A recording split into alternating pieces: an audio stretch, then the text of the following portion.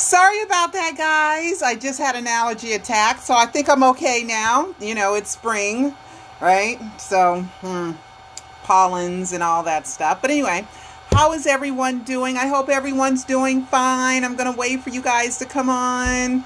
Hello there. There's been a video that I've wanted to do for quite some time called The Absurdity of Michael Jackson's Death. But before I do that, I will turn this around and tell you about one little clue that we got from Paris Jackson. I know it's a Misfits something album or picture or logo or something, but it's also a representation of Living Dead, which is a skeleton. Hi, Paris. And then what else do we have? I know I'm using my old computer again. I know. Some people get on me about that. And then we just have one other thing. Not much happened since the last time I was on. Well, this is the MJ show. Okay. Oop, there I am right there. Okay, let's do the MJ. Where is it? I just had it. I am on live. Look at that. Look at that. Looking at me while I'm looking at me. That's modern technology. All right. So, and I'm dressed up because I'm going out to dinner with my niece, and I can't wait to see her. We're gonna have shrimp somewhere. But anyway, the other news is Michael Jackson's musical MJ hits Broadway in December, but it really starts in February.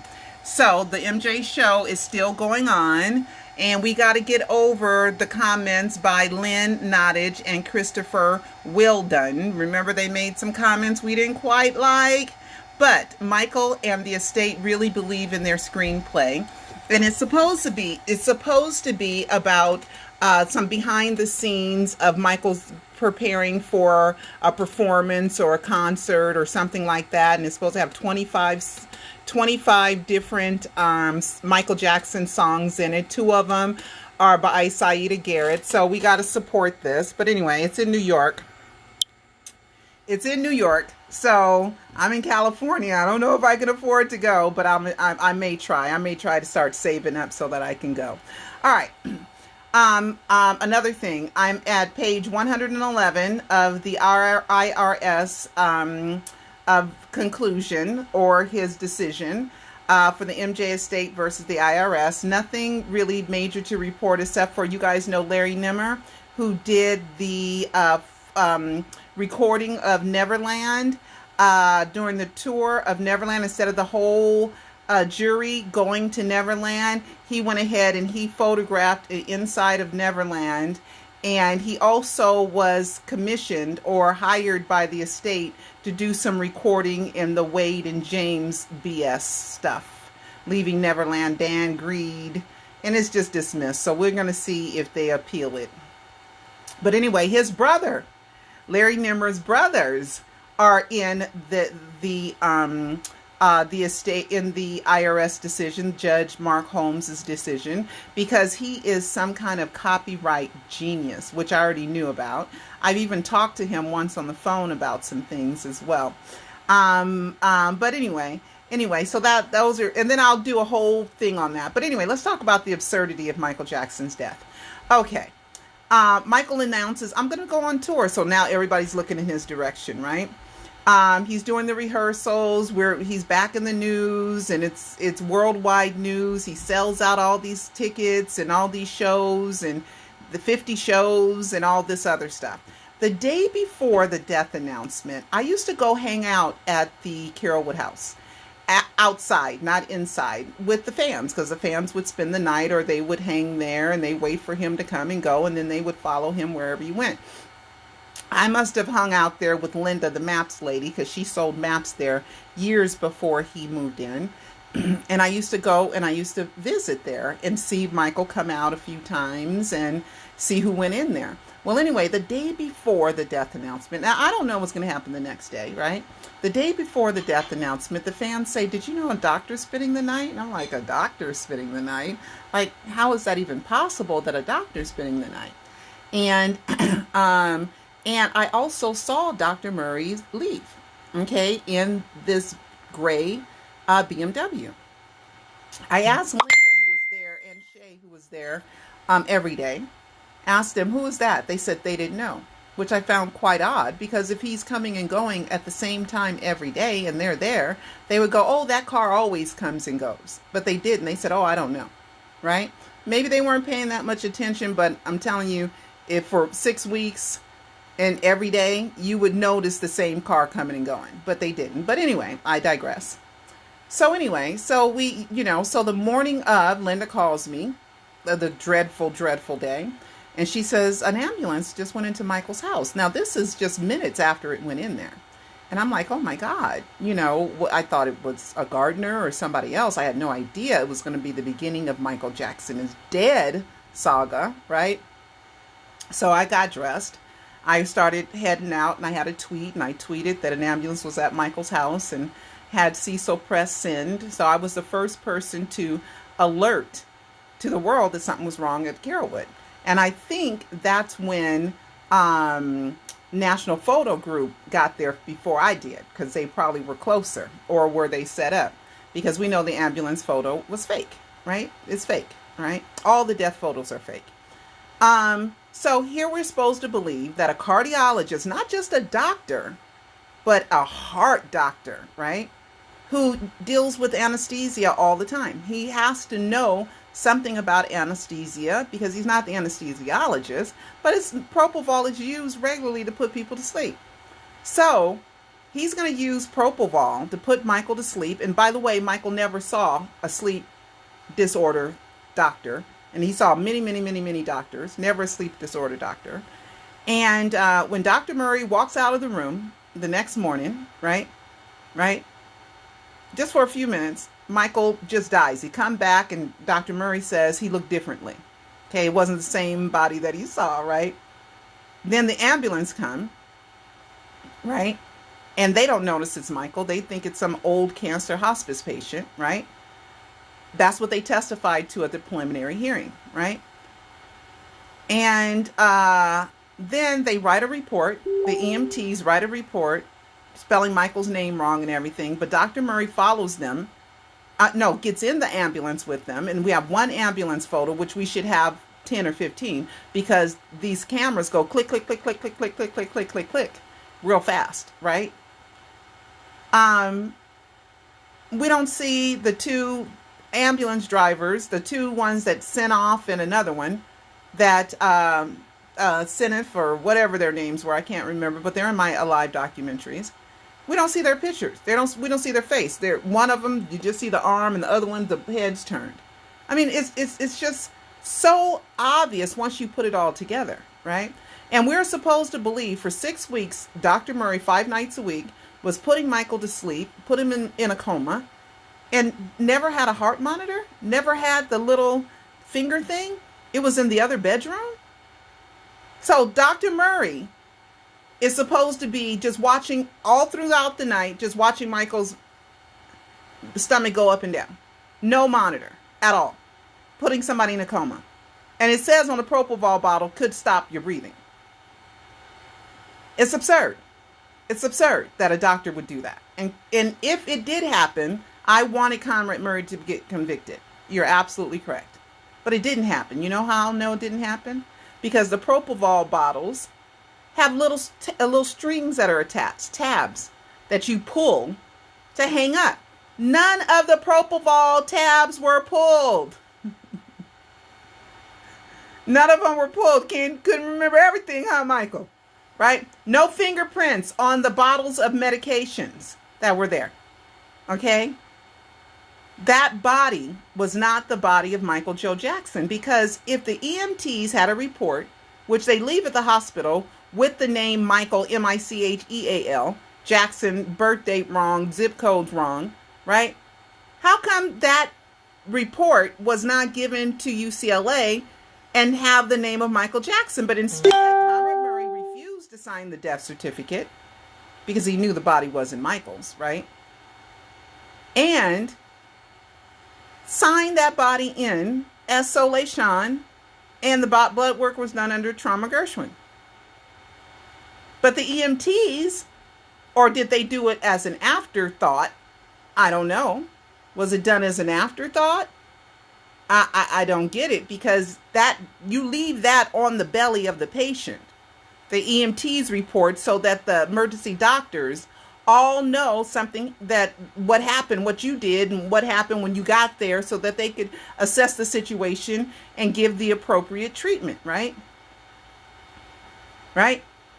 But no, Dr. Murray said, we're not admitting this body in by name Michael Jackson. We doing Soleil Shawn and Trauma Gershwin. So much so that even when the Conrad Murray trial happened, right, they still had the name of Soleil Shawn and Trauma Gershwin, not the name of Michael Jackson, right?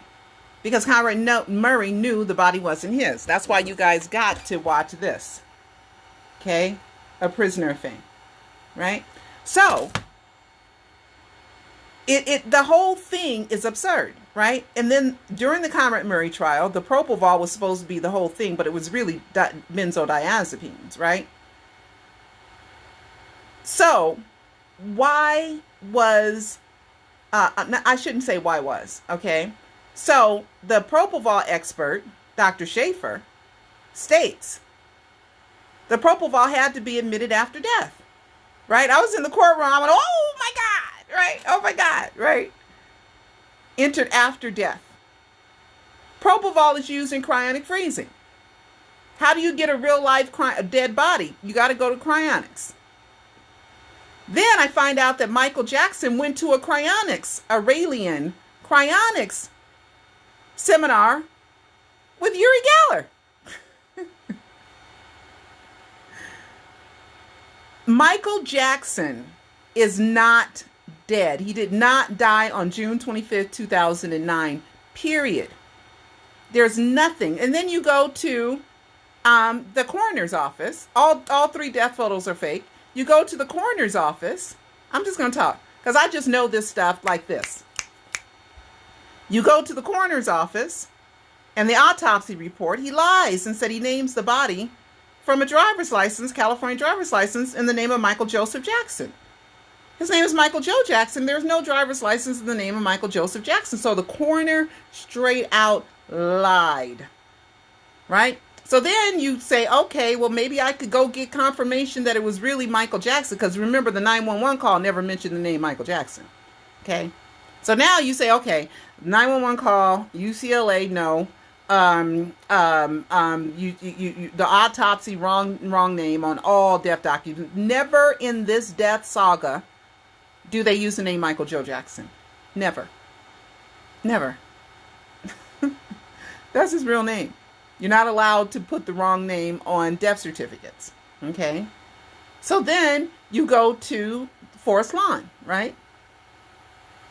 Forest Lawn told me the month after the burial ceremony, it was the 3rd of September, right? The day I always remember.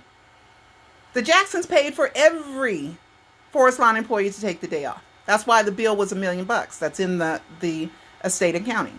$590,000 for a crypt with no name on it. Michael's not listed in the database.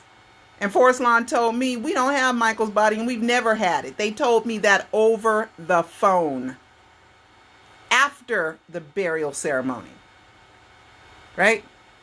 So nowhere do you find out anywhere that that's Michael Joe Jackson or Michael Jackson. There's something wrong, significantly wrong, at every single solitary step of the death saga. Every piece of the trail, something's wrong. Okay? And then you get all that, right? Then we have all this other stuff. To where it brings me to my shameless plug to please watch the Alive trilogy, 1, 2, and 3. It's Michael Jackson Really Dead, The Great Escape, The Living Dead, Michael Jackson, The Missing Pieces, and A Prisoner of Fame. Okay? You guys, please watch these. If I know most of you guys are here that have watched, and maybe I'll tell you guys how many copies I sold. Maybe I'll think about telling you how many copies I've sold. Okay? All right? But you guys, I am so sick of people telling me I'm crazy or something's wrong with me or mad, furious, want to kill me, think I deserve to die. because I'm giving good news that Michael Jackson escaped all the BS. That's why they have an album called Michael, the next one called Escape, and then another one called Come and Get It, the Rare Pearls. Like Michael, Pearl, and then I get a deal. I sign a distribution deal 7 weeks before the death announcement for my Michael Jackson Trial and Triumph of the King of Pop documentary that went out to 50 million homes so that the world can know that Michael wasn't a pedophile.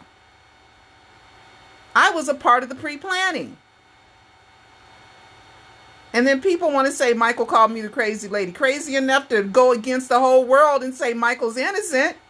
And crazy enough to think that I could be a part of Michael's planning for his death hoax. All this, I'm just using words right now. All this I show you and prove to you in either the Alive Docu-series, A Prisoner of Fame, or Pseudocide, Did Michael Jackson Fake His Death to Save His Life, which is an e-movie book where you can watch it, where it has links in it and pictures and images, because I knew it was so, and I'm stop rambling, but I knew it was so far-fetched for people to believe me, a black woman who they probably see, oh, it's a black woman saying it, she's stupid, she dumb, I don't need to double check what she say. You know what I mean? They underestimating me. But I'm telling the God's honest truth that absolutely nothing proves Michael Joe Jackson is dead. Not one document, not one death document. Nowhere does it use his real name. And the person who is the most to blame in all this is not Michael. He just left. He used a decoy like he always does. He used a body double like he always did. And he left. He ain't in no trouble because he didn't file any police reports. He didn't call 911. He didn't pay. He didn't avoid any taxes. All the taxes have been paid and up to date. He didn't tell the district attorney to get Conrad Murray. And Conrad Murray's a part of it. That's why you got to watch this, Prisoner of Fame. Because I go behind the scenes and I tell you guys what I believe happened. That the morning hours of June 25th, when Michael got home from rehearsal, after telling Randy Phillips, thanks for getting me this far, and telling Kenny Ortega, the illusion starts tomorrow. Everything that I'm telling you guys, I got proof of it. I got proof of it. Okay? So, anyway, guys, that was just kind of my absurdity of Michael Jackson's death. Because it's absurd that a cardiologist is not going to have a heart monitor on someone for 6 weeks while he puts him in a coma, as if nobody would know if something happened to him, as if he was some piece of crap, homeless prostitute that has no family, and even she is worthy. Okay, so anyway, guys, that's me. I might do you got proof, you crazy. I don't have any proof I'm crazy. I got proof that everybody else has been duped and fooled by Michael Jackson. Okay? But anyway, guys, I love you guys, and I will see you next time. I'm going out to, did I tell you I'm going out to dinner with my niece? Yes. And, and I'm going to show you guys my next one. My son got me a little diamond, real diamond, and real gold necklace for my birthday. I'll show you guys next time. All right. All right. Love you. And I will see you next time. Bye-bye. Oh, yeah. And then Murray didn't know how to do CPR on the bed. Murray did not know how to do CPR and didn't put Michael on a flat surface. I mean, it's absurd. I put my hand behind his thing and I pumped down. No, put his butt on the floor and do CPR the right way. I mean, it's all just so absurd. It's all of it is just so absurd. It's just stupid. Okay? All right, guys. I'm kind of going through some of the comments because you guys, no, that was MJ attacking you. MJ attacking me for what? No, Rat was MJ attacking you. Okay. Prisoner Fame is awesome. Michael's the one that gave me all the clues. Peter Michael Bobby. Shoot, the first clue that I got was in my advertisement for Michael Jackson, The Trial and Triumph of the King of Pop. What does it say? Michael Jackson, Trial and Triumph. Hold on, I'll pull that one up and then I gotta go. Okay, this was Michael telling me directly by buying me an ad in the National Examiner for my book. Let me see, Examiner. For my documentary, not my book. For my documentary called Michael Jackson, The Trial and Triumph of the King of Pop. Let's read this. This is Michael directly letting me know, because I was distraught. I cried every day until Valentine's Day, until I started writing Pseudocide. Okay. Oh, and then all the domains. I mean, it's so much. There's no way. Okay, let me show you guys this. Okay. All right. Come on. My allergies are still kicking up. Okay, come on, picture. It's taking a long time, huh? Oh, gosh. That's why I need to use my new computer. Okay. All right, here we go. Let me make it bigger. This was my first real clue from Michael. Okay. And also how I was involved. Here we go. Oh, this is too big. It's blurry. Okay, here we go. I didn't buy this ad. The King of Pop lives on. Jacko may be gone. Maybe. He may be gone. Maybe. But he'll live forever in this great documentary, Michael Jackson, The Trial and Triumph of the King of Pop. We have 5 of these for $14.99 to give away for free. I never did this. The film takes you behind the scenes and features appearances by Kanye West, Jermaine Jackson, Monique, and many more. Put a chance to win on page 51. I wish, you know what I'm going to do? I'm going to ask the National, I don't know what's on page 51, but I'm going to see if I can get a copy of this. I'm going to see if I can get a copy of the whole newspaper. Remind me, guys. Remind me. Okay. But anyway, the King of Pop lives on. Jacko may be gone. Maybe.